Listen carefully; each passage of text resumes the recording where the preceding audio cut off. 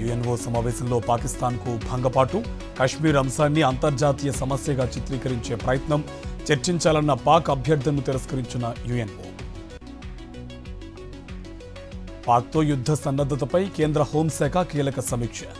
రాష్ట్రాల్లో రేపు మాక్ డ్రిల్స్ నిర్వహించాలని ఆదేశాలు. యుద్ధానికి ముహూర్తం ఖరారు, వారంలోపే భారీ ఆపరేషన్, పాక్ ఆర్థిక, ఉగ్రవాద మూలాలే టార్గెట్గా వ్యూహరచన. జమ్మూ కశ్మీర్లో ఉగ్రవాదుల కోసం ముమ్మర గాలింపు.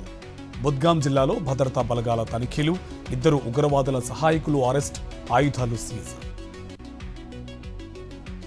రేపు ఉదయం 11 గంటలకు కేంద్ర కేబినెట్ సమావేశం. ప్రధాని మోదీ అధ్యక్షతన కేబినెట్ భేటీ. పహల్గాం దాడి తర్వాత 3వ సిసిఎస్ సమావేశం. ఓబులాపురం మైనింగ్ కేసులో నేడు తుది తీర్పు ఇవ్వనున్న సిబిఐ కోర్టు. గాలి జనార్దన్ రెడ్డితో పాటు మాజీ మంత్రి సబితా ఇంద్రారెడ్డిపై అభియోగాలు. ఉప్పలగుప్పంలో తడిసిన ధాన్యాన్ని పరిశీలించిన వైఎస్ఆర్సీపీ నేత. మిస్ వరల్డ్ పోటీలకు సర్వం సిద్ధం.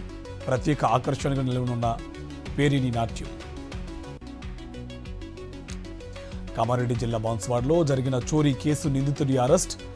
ఎత్తుకు వెళ్లిన ఆభరణాలను స్వాధీనం చేసుకున్న పోలీసులు. ఏలూరు జిల్లా ద్వారకా తిరుమలలో జోరుగా బ్రహ్మోత్సవాల ఏర్పాట్లు. ఈ నెల 7 నుంచి 14 వరకు వైభవంగా స్వామివారి బ్రహ్మోత్సవాలు. తిరుమల శ్రీవారిని దర్శించుకున్న గాయకులు మృదుల, కృష్ణ చైతన్య విఐపి విరామ సమయంలో స్వామివారి సేవలో పాల్గొన్న దంపతులు. తెలుగు రాష్ట్రాల్లోని పలు జిల్లాలకు వర్ష సూచన. ఏపీలో బలమైన ఈదురు గాలులు, తెలంగాణలో 2 రోజుల పాటు జల్లులు. ప్రధాని మోదీకి రష్యా అధ్యక్షుడు పుతిన్ ఫోన్. ఉగ్రవాదుల ఏరివేతలో అండగా ఉంటామని ప్రకటన. మరో కొత్త పథకాన్ని తీసుకొచ్చిన ట్రంప్ ప్రభుత్వం. సొంత దేశాలకు స్వచ్ఛందంగా వెళ్లిపోతే $1000 నజరానా.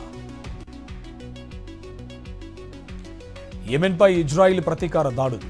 వైమానిక దాడుల్లో హొడైడా చమురు నిల్వల పూర్తిగా ధ్వంసం. దుబాయ్లో భారత బిలియనీర్కు 5 ఏళ్ల జైలు శిక్ష. మనీ లాండరింగ్ కేసులో బల్విందర్ సింగ్ సాహ్నికి జైలు. 344 కోట్లు జప్తు చేయాలని దుబాయ్ కోర్టు ఆదేశాలు.